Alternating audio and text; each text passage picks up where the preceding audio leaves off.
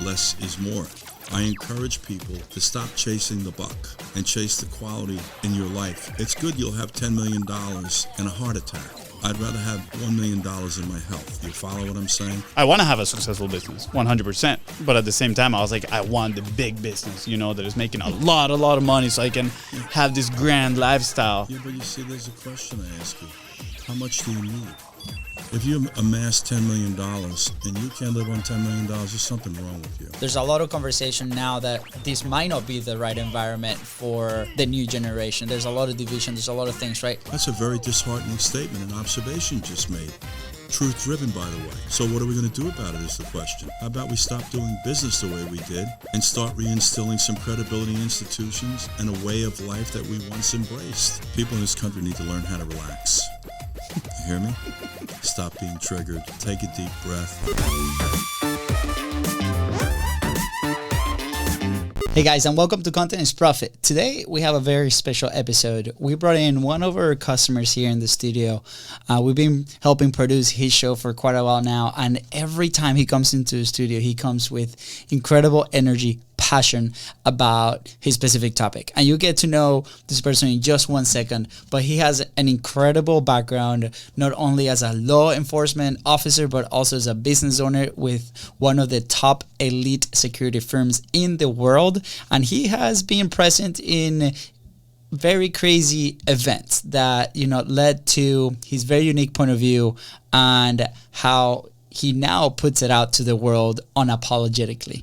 So I'm very excited to show you guys this conversation that we had. It is a little bit different than the regular show that we do, but I think there's a lot of lessons in there, and we try to aim it towards the Content is Profit message. So with that said, I hope you enjoy, and see you soon. Bye. And that's one of the discussions with AI. Like if you look at the entertainment industry recently, the Writers Guild strike and then the SAG strike deals a lot with the implementation of AI, right? Artificial intelligence to create image and likeness, voice, and therefore eliminate the talent. Yeah. So there's a lot of concern about AI and how it's going to intersect with our lives. But you're right, there are a lot of things, to be very candid with you, could be done more efficiently with artificial intelligence. And, if you really understand the best application of AI is in the operating room, in surgeries.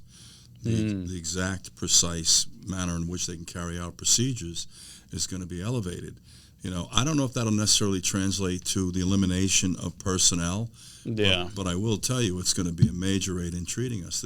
The interesting thing about the culture, and both you gentlemen are here long enough to understand it, we look at areas like technology and AI and whatever it is, social media, and we figure out how to monetize it, and then the expression is we piss caution to the wind, and we go for the buck, even at the expense of the culture, which is what we've done. You're in a state right now, DeSantis, that passed the law you cannot be on social media before you're 16. That age should really be 18, to be very candid with you, but it's a step in the right direction. Yeah. I became familiar with computers in 1972. In the spring, I went to work for United Airlines in passenger service.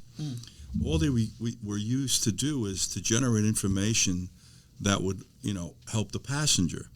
Inbound delays, outbound delays, mechanicals, weather. If you were going, you could come to me, I could pull up through these Apollo computers and tell you the weather. Now we're talking about your personal life, who you dated, who you didn't date. We don't like the way you dress. Your teeth are crooked. We're pushing kids into suicide mode because there's also a failed parenting issue in here, which we can talk about if you want. Yeah. I mean, guys, you can see this thing. These discussions take legs because there's a lot of attachments, and that's all part of what we're living today in the country. And it's quite unfortunate because, as I keep reminding you, gentlemen, demographically, you're going to get this in the shorts. Yeah. You follow? My generation has their fingerprints all over this. The younger generation, we owe you guys. We owe you an explanation. We owe it to you to reestablish the credibility in our institutions, government, the media, science, medicine, the CDC, your academic environments, now your judicial system. What's so interesting is that we brand your generation's X and Z, and we're very, very harsh on you. You know, they don't want to work, and they're well, we've destroyed the credibility of every institution you needed to believe in, starting with your birth. Yeah. So now you're going to buy into my narrative. Go ahead. No, well, this is part. First of all, we're honored to have you here in the studio. You know, don't get crazy now. We obviously we met you through Gary, right, the previous owner here in the studio, and he's like, you guys are gonna get a kick out of Lou, and it's been truly interesting to see first your platform, right, your show that runs out of here in the studio, and how unapologetically you are with your message, right, and we just started chatting, and we just like organically started recording. And this conversation can go 1,000 different ways, right? You are a business owner. You were past law enforcement in New York. Now you're here in Florida, and you're very concerned of the future of this country, right? And that we're both from Venezuela. We're immigrants in this country. Where to this day, I think we're still in the best country in the world, right? You're also the people we want coming. we didn't go. Legally, by the way, for the record. Can I be honest with you? There are people coming into the country illegally that we want and we need. The problem with the country is that we haven't developed a mechanism to help people assimilate. We're so fear-driven that the minute we suggest something that's different, we become threatened, and all of a sudden communications start to break down. But you need an immigration policy, but that problem that we're dealing with is that we are incapable of vetting people today, and I'll explain to you guys why. Numbers of people coming across the border, a lack of assets to conduct these vetting processes. By the way, there are many countries that don't have databases like we have in the United States. We just can't run your date of birth, your social security, and come up with a whole history or story about your life. In addition, they change driver's license, passports, and birth certificates like you change your underwear. Hopefully you guys are doing it once a day. You understand my point? Well, but I joke, but it could be that frequency. Yeah. So there's a lot of problems there, and the unfortunate response that's necessary as a result of this administration's policy, which has actually put this country at grave risk. Don't take my word. Listen to your FBI director. Listen to people in Homeland Security. Listen to Border Patrol and Customs, Immigration Customs Enforcement. Everybody's on the same sheet of music here. We have a problem here. Yeah. But the unfortunate part is there are people that need legitimate access to this country. I simplify this because I just have this mentality about problem solving. Everybody coming into the country, I don't care where you come from, Pluto, Mars, Mexico, or Canada.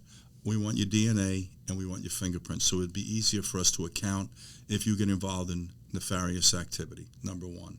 Number two, when a woman shows up at our border with 2 or 3 kids in tow, if you think that's a terrorist threat, then we need to really have a sit-down. Yeah. I'm not saying it's not possible, but the likelihood is diminished exponentially. You have to have a heart here also. And what people don't understand is that immigrants like ours travel thousands of miles to get to this border, right? From South American countries, for example, Central America. They leave everything they know, including their families. Yeah. Don't be so narrow-minded in your thinking. Try to empathize with people. The irresponsible, remissful, and dangerous way that this immigration exercise has taken place during this presidential administration has put the country in harm's way. It's also impeded our ability to help people that really need it. I have bad news for everyone, and I hope there's some level of discretion and prudence. Trump is going to be the president. I don't understand how he won't be, because this poor guy, and I'm not a fan of this man for a myriad of reasons, his faculties are diminishing every day. That's Father Time. Mm-hmm. You guys know how old I am. 40 years ago, I was a different animal. I'm not saying my mental acuity changed, but your lifestyle changes. You become more sedentary, and there's a lot of adjustments that you make mentally and emotionally. And the bottom line is he's going to be putting people out of this country in massive numbers, including people that should stay and be allowed to stay. Now, I hope they're judicious in that exercise, because, as I said, you have children with their parents here, their mom in particular. You let them stay. Kids that come to the border by themselves, how do you turn these children away? Let me see. You're going to deport them to where and to who? Yeah. So you can make this big blanket statement, but you have to be judicious in your practice. That's what it comes down to. Yeah. So Lou, obviously, a lot of the listeners here are business owners, right? The people that might, they might have a job right now and they're looking for a solution or extra income on side, for different factors in the environment, right? And, when we started our business was to find a better opportunity and grow. And, we have all these dreams, right? And part of why we came to this country. And for the longest time, I don't think we were conscious or aware of external factors of the environment, politically or all the things, right? And we saw it in smaller environments, like we will be part of a mastermind, or we will go travel to an event, and the people that we met there, and like that environment created these conditions for us to thrive in different situations, right? Now, if you go 10,000 feet above, right, and you see the whole country environment, right, there's a lot of conversation now that this might not be the right environment for the new generation. There's a lot of division, there's a lot of things, right? And even if you're focused on your business, this was never a question for us because we come from Venezuela and like... So now I want to stop you with this statement because you made a very interesting statement. This might not be the environment, right? This might not be the environment for young people. Yeah. It's incumbent upon my generation to make it the environment for you. See, that's all part of the conversation here, guys. Yeah. So I know where all of the flies in the ointment are, and I hear what you're saying. The observations are correct. We need to create an environment where there's more opportunity. We need to create an environment where you have incentive. That's what the big people are about, folks. That's what parenting is about. That's what responsible management and responsible government is about. That's a very disheartening statement, an observation you just made. Truth-driven, by the way. So what are we going to do about it is the question. Mm-hmm. How about we stop doing business the way we did and start reinstilling some credibility in institutions and a way of life that we once embraced? Yeah. Not a complicated solution here, folks. Yeah. So for business owners, right? And, you have the small business owners. We're just talking about like California or even here in Florida, like raising their minimum wage. Their minimum wage. We have a lot of friends here that are small business owners, right? Very close to a chain of coffee shops and donut shops, and they cannot keep employees today, right? Like it's really challenging for the business owner, let alone to be worrying about things like content, right? It's where the day-to-day has so much friction, right, to get it going. So for the business owner that might be out there looking for advice because they need more sales through the door, because they need more customers through the door, I personally think is a principal thing where it's like it goes way deeper than that, right? To the fact that how can we have the basis covered to have that peace of mind to move our dreams and our things forward, right? Whether that's your generation or my generation. What do you see as business owners we can do today to set that stage, right, for the years to come? Because I jump on the call with my parents in Venezuela often, and sometimes I get like really I almost like want to hang up on them because they're so in the news of like the noise of what's happening here, what's happening there, like these two political parties like arguing and like have we been lied for 50 years? And I'm like, man, like I have my 2 young kids that I need to feed this week, right? Like I need to focus on today my environment, but if that environment is not set, it's really challenging, right? Like we start climbing, it feels like an uphill battle with like minimum wage raising, more maybe some friction from the government, people moving. Maybe now you're considering moving states if you're in a different state. That's a charge for the family. Am I going to separate my family? And we live that, right? Like we came from Caracas. So what might be some advice from you to that business owner that might have that in the background and it seems like it's growing? So I'm going to answer that question for you. There's an expression in life that says less is more. Everybody wants to grow and grow and grow. And let me tell you a little secret. As everything grows, everything becomes exponentially more difficult to manage. You have one studio, right? Mm-hmm. You guys are running the show. It's mechanically easy. Get a second, third, and fourth and start to understand what's involved in running those shows, including personnel, supervision, oversight, pick the word. I personally like less is more. I own a private security group. We're very boutique. I don't solicit business. People come to me. That allows me to manage it on my terms. It also allows me to be active. You follow? I use an interesting analogy about a mom and pop shop in the United States where they make shoes, right? They make great shoes, a little store. All of a sudden, a guy like me walks in. I said, you know what? Listen, you're doing great here. Why don't you let me help you branch out and develop? We're going to capitalize you. We're going to put a store in Chicago. That kicks off. Not too bad. You can manage 2 stores. Next thing, you got 3 stores, 4 stores. And you start hiring people. You start depending on people to maintain the standard you established. That's where you go down the toilet. Less is more.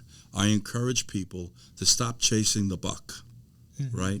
And chase the quality in your life. It's good you'll have $10 million and a heart attack.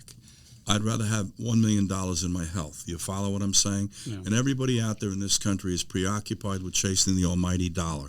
I said to you gentlemen earlier, the minute we look at something that we can monetize, we piss caution to the wind and we go for the green. And that's really the root of the problem in the country. This country has a price tag, everything. So my recommendation, one thing is always be involved in a business where you can manage it. Number one, that lends itself to being less. And if you're going to grow, before you start to embark upon that growth, you better get that support mechanism in place, because don't open a store and then start looking for people. Yeah. That reminds me of 2 things. One is a fable. I think it's a fable or some sort of story, which is somebody here from America goes into small town for a vacation, right? And he sees the way of life of those people in their slow pace. They wake up early in the morning. They go out on their boat. They fish. And the guy's like, wow, this is absolutely amazing. I love it. I can make a business out of this. I can, buy a bigger boat, get more fish, export the fish, build a conglomerate, 20, 30 years, have a massive business, and then retire and come back to one of these small towns and have that slow way of living, right? And I always thought it was pretty interesting because, like you said right now, it's like, less is more. But then he already had it right in front of him, which I feel a lot of people here have it, right? They have that less is more, but it also, there's this culture right now, social media, one of the first, indicatives right there of pushing people to want more, right? Like a bigger way of living, a more hectic way of living, the ultra $1 million businesses. And, a few years ago, I want to have a successful business, 100%. But at the same time, I was like, I want the big business, that is making a lot of money so I can have this grand lifestyle. Yeah, but you see, there's a question I ask you. How much do you need? That is the thing. I think a lot of people don't really ask themselves that. Warren Buffett, who's quite wealthy, as you guys know, he made a point of, addressing that statement. How much do you really need? I mean, do you need $300 billion? Like if you can't make it, I don't want to start throwing numbers around, but if you amass $10 million and you can't live on $10 million, there's something wrong with you. Mm-hmm. Chasing all these things you can't take with you. Let me tell you a little secret. I've never seen a Brinks truck follow a hearse. Mm-hmm. You hear me? I'm like, what is that expression? A Brinks truck carries large amounts of money. Okay. So when you die, all your money is in a Brinks truck following you. It's called a Brinks truck with all your money following the hearse when they're burying you. Yeah. Whatever you die with dies with you here. The question I ask you is that if I said to you, you could have 10 more years of your life if you cut your income in half, what would be your choice? 10 years with your children. Mm-hmm. You hear what I'm saying? Yeah. Look, the important part of talking is the beginning of a discussion where people exchange ideas, really. And, everybody has the right, this is what's so wonderful about this country, to pursue their dreams, regardless of what they translate to. My recommendation is pull your horns in a little bit here, folks, and I live it. I'll be candid with you. And I embrace less is more. I went to Europe for the first time to work around 1980, and the thing I bumped into there, Europeans had more than we did. Less is more. Mm-hmm. We are preoccupied with flat screen TVs, generations of cell phones, what car you're driving, and all this other crap that at the end of the day doesn't amount to much. You've got to have a quality of life, but you have to understand the things in life that are important, right? They always say your family, but your health, your peace of mind, to having calm in your life. You can't even put a price tag on them. I'm looking at people, they're so stress-ridden with all their money, they have no quality of life. Yeah. But these are choices which makes this country so wonderful. You get to make those choices individually. As far as business owners, I would say you better plan before you expand. We're looking at companies in California right now with the advent of this $20 an hour minimum wage. There's one fast food establishment there. I wish I had written it down. They had 17 stores. They just closed. Oh, wow. Yeah, you can't afford to make the payroll. Guys, go take a look at the cost of a Big Mac today. It was just in the news. It's more than doubled. Yeah. Mm-hmm. You know, you're killing a demographic that's going to spend their money. It's like you got it coming at you both ways. I'm shelling out more money to pay the employee, and I'm going to have less customer base because they can't afford to consume the product, which ties into this economy and business. You know, I often question who's running this place, the village idiot? You know, these are not complicated concepts. Yeah. You know, that's the reality of it. Yeah. So on that topic, right, there's also, it seems to be a lot more ideas flying around. Everybody today has an opinion, right? Everybody today might think that they might have a platform with social media, right? And it's interesting to navigate those conversations, right? So as a consumer, you get exposed to so many messages going in so many directions, right? And, you know, I think on our case, we're very fortunate that we had a very strong family education, right? Like we have, you know, both of our parents were present. We were with them. They were always very vocal about their beliefs, what they think. Like, you know, we were raised Catholic. We're not practicing Catholicism right now, but I think we have a really solid direction of like who we are and the things that we believe in, right? But I think today with that much information for a young mind, like you said, you say you think they should be 18 before they can access social media, right? Even at 18, I think is a lot, right? So, and you have a show where you tell your truth and you're very open about it and you look for different opinions and like how can we establish that conversation, especially when there's so many divisions, right? And as a marketing tactic, you see these marketers go into the polarizing side, the fear-based messaging, because that drives more attention. Hence, they think that translate into more and better business, right? So, as a consumer or as somebody that puts a message out there, what would you recommend to people to stop the division? I think there's always going to be some kind of division, but like how are we civil with the messaging, right? Because I have no issue communicating with somebody with a different religion, different thought. Like just yesterday we recorded a prototype show that we've been talking about it with our cousin, where we go through social media videos and we laugh about funny things. But some people might think that us laughing about certain thing that was funny because we have a story maybe growing up might seem offensive, right? And then all of a sudden that person gets canceled. There's a lot of fear on that, especially for business owners too, that might want to promote their product or might want to promote their message. And that might change their life because they have a small business, less is more. Maybe customers come in and buy their product, right? So how are we controlling the messaging? How do we tackle that issue, especially in today's day and age? Well, here's the problem in today's day and age. The media is creating your narrative and your optic. And they're so hell-bent on focusing on their wages that they push the country down the river. You see, the reason we're so divided, the reason is so much division, the reason is so much polarization is because the medias have decided to become extensions of your political parties. And instead of objectivity and truth, they're selling agenda, and agenda pits us. The media is at the root cause of the division in this country, not your elected officials, right? The media is so powerful here that they can stifle the message of government. Who puts out the message of government? Not government.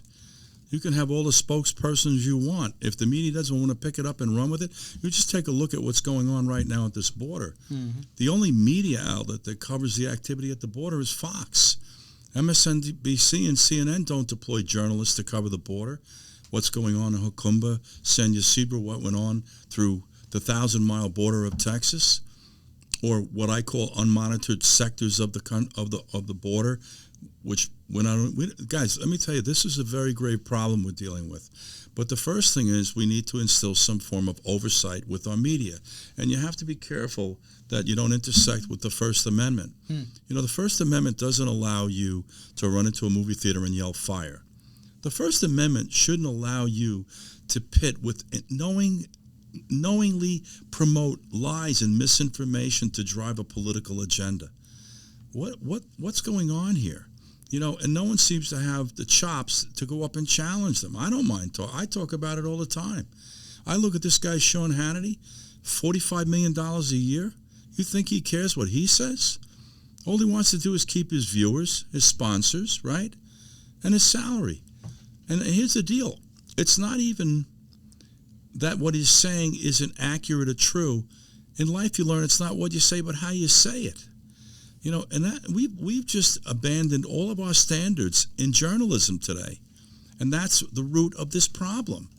Complicated, I would say just further exacerbated by the fact that, we have people looking for messages and we're exploiting their thirst for information. And how about you just feed them the truth? How about you feed them solutions? How about you start to tell people, guys, relax, it's okay, we're different. When do you ever hear the media say that? When do you hear the government say that? Guys, listen to me. Understand America. You have 194 countries in this country at least. You gentlemen don't know this, but I ran the United Nations World Peace Summit celebrating their 50th anniversary at the UN in the Waldorf Astoria. I had 194 religious leaders in the delegations. The message should be, it's okay, we're different. What you have to do is be mindful that you can't allow your lifestyle, your politics, any number of choices that you make to intersect with or impact negatively another person. I got to be honest with you. I don't care about transgender people being here. I don't have an issue with it. I don't want anyone talking to my children, by the way. Straight, gay, transgender, tall, fat, short. I don't really care. It's my job to parent. Absolutely. And if they're remissful, then we have an institution, child services, that will come in and exercise some oversight. But nobody should be talking to children at 4 years old when we're trying to teach you the color of crayons about your sexuality and planting these seeds. Yeah. My thing is you have to let people live and you have to create a lane for everyone. But we don't have these conversations in the country. Everything's about banging heads and why we can't get along. They remind us every day of our differences and why we can't get along. I got bad news for the Jews and the Muslims and the Palestinians or whomever. We're all going to be here. Why don't you figure out how we're going to get along, folks? Yeah. Why don't you learn and embrace this term called compromise? And as far as our government's gone awry here. We don't know whether we support the Israelis, we don't support the Israelis. Look, I'm concerned about all innocent people. I don't care where you're from. And I've traveled this world. What people don't know and understand is that the people of a particular country are not indicative of the government. Venezuela is an example of it. Yeah. So is Russia, so is China, so is the United States. Most people are just trying to get through the day, take care of your kids, feed, clothe, and educate them. You really give a shit about the rest of this crazy? No, you just want to take care of your family. They're the same way in Russia. Putin is not indicative of the people of Russia. Neither is Xi, neither is our president, by the way. Believe me, this is a conservative country. Yeah. And I use terms like complacent, indifferent, distracted to describe Americans today and why they're not more proactive in implementing change. We're hoping you're going to go to the polls and vote. So we have a little course correction. I'm not anti-Democrat. My favorite president of all times, I've spoken about it, was John F. Kennedy. The guy was inspirational. He galvanized this country. The last guy before him, I should say after him, was Ronald Reagan. Everybody in between, the messaging is wrong. You got to calm this country down. But I want to tell you something else, guys, and I've spoken about this in my podcasts.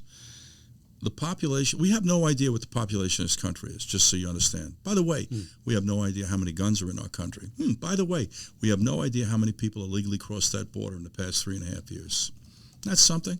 You know how I can comfortably say that? A lot of people don't comply with the census. The United States government says the census was 335 million. Well, I'm going to guarantee if we take the 10% factor of people that didn't comply, that's another 33 million. Add that number. Now you're over 360, 370, right, guys? Yeah. Now I got Chuck Schumer volunteering the fact that we have between 11 and 15 million illegals here. We want to give amnesty and let them vote. They're not in the census. This past 3.5 years, we have people who have encounters at the southern border, over 7 million, right? We have gotaways pushing 2 million.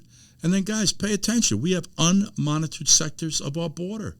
And I haven't even brought up the fact that the largest number of people that violated our immigration laws were people that overstayed their visas. You don't hear that number today given to you, do you? How about the northern border? And the number at the northern border is increasing every day. Yeah. So we don't know how many people here. We don't know how many guns are here. We don't know how many people cross the border. And it's incumbent upon government to try to, I would say, manage this problem responsibly. I go back and say to you, and just so you guys know, I mean, the FBI's had my fingerprints for more than 50 years. They have my DNA now as a result of 9/11. I don't want my body parts found and you not be able to identify it's me so my family has resolution. Many of us, almost all of us in law enforcement have crossed that threshold. I'm not asking you to do anything I haven't done. Yeah. You know? So I wrote here, the consequence of misinformation, right? You're living it. Exactly. And division, hatred, polarization. Yeah, and I think that goes. We love frameworks and principles, right? And I think there's a lesson in everything that we encounter, even if it might just seem like a conversation that it's outside of business. But there's always lessons that we can bring in here. So as we wrap up, Lou, I mean, this has been enlightening. I love your message, and especially because it hits close to home because we lived it. Like we lived this division and the consequence, and we had to leave our home because of it.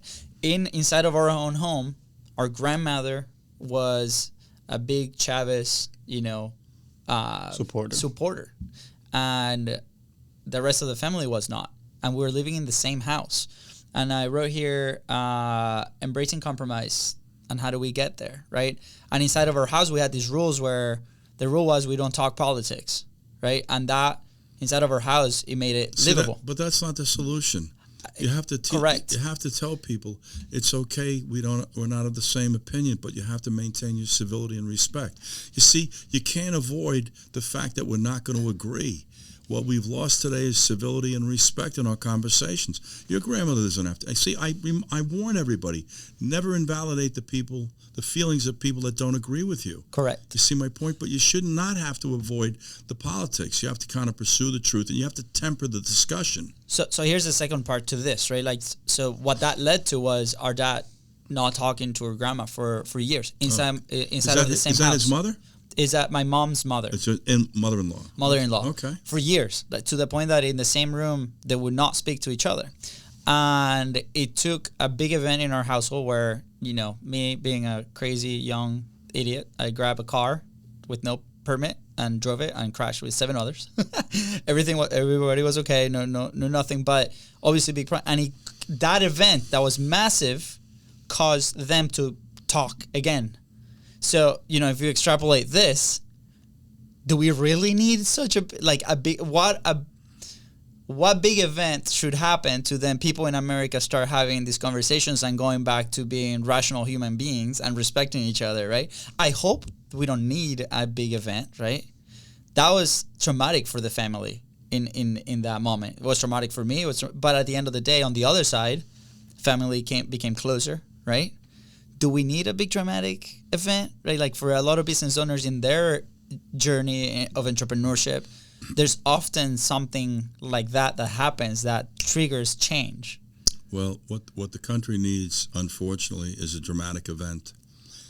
Sadly, along the lines of like 9/11, that will jar the country to make them understand we have a problem here, number one. And then what we need for people to do is to try to embrace the truth as to how we got here. You see, I ask a very simple question regarding this immigration issue, and that's what poses the greatest threat to our national security. With not only the fact that we have people we don't want in the country, but fentanyl and any number of other activities that are going on. The problem in the country is the leadership is wrong. There's no art to polarizing and making people hate each other. We have 2 presidents right now, one guy running and the other guy, although I will tell you, I'm listening to Donald Trump's rhetoric temper. He's not as insulting, he's not as aggressive, he's not as antagonistic in his speech and as critical in people. I think they say you can't teach an old dog new tricks. Maybe we did. And as far as Biden goes, this is shameful what he's done to our country in many aspects. I don't care if you're a Republican or Democrat. I'm neither one. I'm a teller of the truth. I'm looking at it and I'm living it every day. But we need to start to change the message. Sadly, to go to your question, I think a cataclysmic or catastrophic occurrence in this country would jar people and bring them back to what's important, and that's our preservation. You know, I tell you, when I was in New York on 9/11, and for about a month or two after that, the tone of the city just dialed way down, and people were much more tolerant of one another, much more respectful, much more considerate, much more accommodating. And then, of course, we reverted back to our old ways. That's really the truth. I witnessed it and I lived it. You know, I'm the same every day. I talk to everybody like a lady or gentleman until you give me a reason not to. I have nothing to prove with anyone. I'm trying to get people on the playing field of understanding the importance of peace and calm in your life. The government should try to sell that message. Maybe you'd stop holding on to some of these extreme beliefs as much as you do. And I keep telling people, stop holding on too tight. This is a fleeting experience, life. It's the snap of your fingers sometimes, the wink of your eye. But we need leadership. You need a discussion. You know, all of these conversations intersect with the way the country's being run today. Tragically, that was so divided that was suggesting that we have another 9/11 style event to course correct the country. Maybe if we had mass casualties. You see my point? That's what happened on 9/11. It pulled the country together, interestingly enough. And for people on the West Coast, it was difficult for them to empathize or to envision exactly what happened in New York. I was there. It's my home. I was there on Broadway and 44th Street. I was at the Trade Center by 1 o'clock in the afternoon trying to help people. Wow. It was quite an enlightening experience. And you know what it does? It puts things in perspective for you. The government's supposed to do that. You know, I don't understand why leadership is so difficult. It's not difficult for me. Honestly, I lead people every day. I lead everybody, my family. I guide people through crisis calmly. I never get upset. I never get crazy. And I'm going to tell you a secret, guys. If you bump into a problem and you get nuts, you stay calm, the result is the same. Learn how to manage the stimulation. Don't be triggered. There's a lot to learn about life. Not being triggered, not giving people power. Right? We give the enemy, or I hate to even use that term, we give people in opposition of us power because we allow them to affect our lives. What do you care what people think or people say? Do what you know is right. Stop worrying about this popularity contest. A lot of life's lessons, to be candid with you, need to intersect with government and their message. They've got a huge responsibility today. But I go back and tell you this also. We have 100 senators and 435 House of Representatives members that are steering a country of about 400 million. That's how many people I think we have here. We're embarking on that. I say it comfortably and conservatively. And I can give you an accounting as to how. I've watched the population growth. It would be nice if these guys all got on the same sheet of music. We didn't even do it after the COVID virus, guys. Were you gentlemen here for the virus in 2020? Yeah, that changed our entire life. Okay, well, here's what happened, though. Instead of us putting down the sword, correct, and saying, listen, you know, we have a crisis in the country, let's put the politics aside. No, this is what we decided to do. We politicized the virus, then we weaponized it to go after a presidential administration. Distancing, masks, this is right, this is wrong. Guys, this is failed leadership, what we're living today. I don't know if there's another John Kennedy or another Ronald Reagan in the wings. I certainly hope there is. But what happened during COVID is a prime example. We had a catastrophe in this country. We couldn't pull it together. You know, that's all there was to it. Yeah. And I lived in New York City at the time, and it was dark. I mean, I've never seen my city dark, where it was dark at night. There was no lights on. There were no people. There were no vehicles. It was almost surreal, like a Hollywood movie. Wow. But the message has got to come from the government and reinforce with people, you got to get past these hurdles of difference. I don't need everybody to be in alignment with me. My attitude is very simple. We can argue all day long. Don't get threatening, because that will bring out a different attribute that I have. I listen to everyone. You know what? I tell you something else. I tell people repeatedly, my favorite people in the world are people smarter than I am. That's who I learn from. Try to latch on to that. You'll be less threatened by people's ideas. You know, all these problems that we're having today, two things exist. They're self-inflicted and they're fixable. I make a very bold statement. I could run this government with my eyes closed.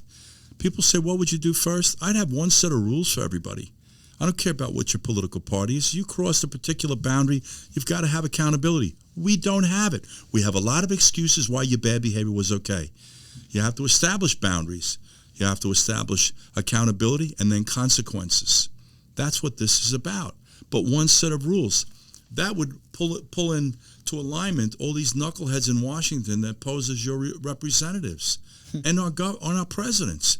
We had a president commit perjury over oral copulation, guys. You know what that oral copulation is, right? Mm-hmm. Sitting in the West Wing of the White House without consequence. You find him, he should have been removed. He committed a felony. You know, I don't know what went on with Barack Obama bombing, and killing civilians. I don't think that was of the same magnitude of problem, but there was no accountability, no question about it. Then we have Donald Trump. He paid hush money to somebody that we can't get a straight story on. And we come to learn that it's not against the law to pay hush money, and a whole lot of people are doing it that are very high profile. And because someone makes an allegation doesn't mean it's true. You see something else that's happened in the culture. Yeah. We've stepped away from due process. We just witnessed them weaponize the judicial system, whether they like it or not. I'm not a Trump fan. I'd like him to have more dignity. I'd like him to be more thoughtful. I'd like him to think before he said something, to understand what it translates to. But independent of that, you just listen to the rhetoric of the people that were running for office at the time they were running. The agenda was there. Yeah. Okay? And I got bad news for everybody. If you think Donald Trump's the only guy that gets creative in business, boy, are you wrong. But we prosecuted an individual in search of a crime. Normally, I do the investigation and come to the DA, we indict and we prosecute you based on a crime that we know exists. That's not what happened. It's not because, I'm not saying it because I'm a Republican, I'm a Donald Trump fan. This is dangerous, and it intersects with the beginning of this conversation about the credibility of our institutions. Yeah. These topics, they go off into tangents and they all come back and they intersect. About the future of this country and the future of our young people. You guys are entitled something to better than we're giving you. All the young people are. I tell the people that are involved with our production, I want to go to universities. I don't care which one it is. First thing I want to say is I owe you an apology for destabilizing this country the way we have and destroying the credibility of every institution you need to believe in. And guys, there's some other things you need to learn in life. You need to maintain your civility, your decency, your self-respect. It's okay we're not the same. Where are you ever told that? All we're reminded about every day, as I said earlier in this broadcast, is how different we are and why we can't get along. I like things that are different, but I'm a different person also. I was a great traveler because everywhere I went, all I wanted to do was learn from the people in that environment because we're all products of our environment. You guys know my environment. You know what Italian duzibats means? You're a little crazy. It makes you a little crazy. A little duzibats. And that's how I learned so much about life. You got to let people live here, which is also how I opened up a lot of what I was saying today. Yeah. Stop holding on so tight. Relax. Start having some civil conversations. Yeah. In business, if you think you want. See, you guys don't understand something. You have a built-in mechanism for you guys to grow. But it means you won't be able to hold hands in this office one day. If you go to another studio, you've got to go to one, and you've got to go to one. Now, you alluded to a cousin. Depending on the nature of that relationship and how trustworthy, that creates a scenario for another owner in a third studio. There's nothing like having an owner in the business. I told you guys earlier. Yeah. When you branch out, the guy that had the mom and pop shoe store in Brooklyn, right, he's now opened up in L.A. and in Chicago and Boston. The owners aren't running it. You're relying on a manager. That goes back to something about incentivizing the people that work for you. Give them a piece of the pie. You don't have to give them a gigantic piece, but give them incentive. Yeah. I had a friend of mine in New York, and I know we're gone past what you're talking about here, but he owned probably 10 or 12 restaurants in Manhattan. Incredible restaurateur. All the managers had an interest in the restaurant. So it wasn't like you punched the clock. You were like, holy Christ, the harder I work, the more successful this venture is. Not only am I salaried, right? Yeah. But I'm receiving something in addition, ownership. Yeah. You see, and you can structure that deal. So there's a lot of ways to be creative in business, but I tell people less is more, and before you decide you want to start branching out, you better have the mechanism in place and people that can carry the message and the ball the same way you do as the owner. See, I run my business. I run all my jobs. I don't care who it is. If it's Governor Schwarzenegger pops into New York or D.C., I'm there. The Golden Globes, I ran for 14 years personally. I ran Rock and Roll Hall of Fame and the Waldorf Astoria. Every year it was in there that I worked, every year. I didn't have my guys working it, sitting home watching Monday Night Football. You guys have to remember that also, because at some point, your ambition, which you need a little of, just has to be harnessed and managed. You're going to want to branch out. And you guys, like I said, it's nice that you can hang out with each other now.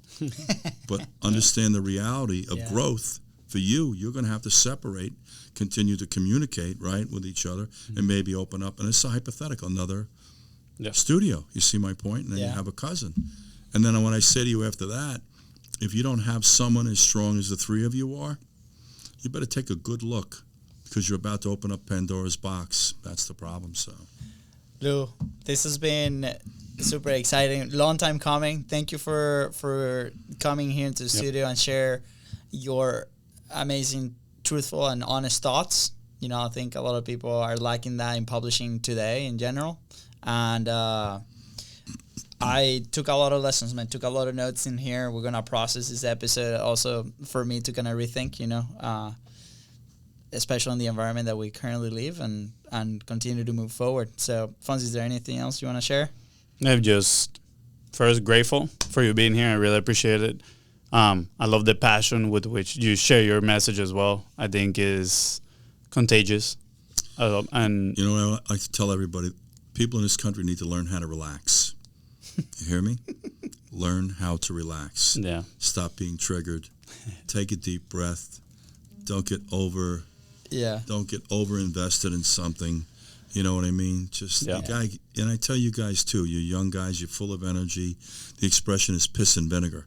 You know, in the police department, guys come out of the academy and they're ready to go. It's cold, you're full of piss and vinegar, and you want to go relax, walk before you run. Yeah. But, you know, you also need, you need some guidance. And look, you guys you're both on the right track. You just have to figure out what the bigger battle plan is. I just gave you a couple of the secrets. Yeah. Don't try to have studios all over the country. Yeah. You know, because with that's going to be an enormous amount of heartache. Yeah. You know, and there are organizations like NBC and ABC, and you know these are heavily financed, and there's a different type of mechanism that's employed. Yeah, I don't know if that's what you gentlemen would ultimately want. You know, I want to talk to you guys when we get off air about what I want to what we need to do on our end, but that's it. I'm around anytime you guys need to. Yeah. Thank you. We really appreciate it. Extremely grateful. And I think that's it, guys. That's the episode. Thank you guys so much for tuning to Content is Profit. And then we'll see you on the next episode. Take care.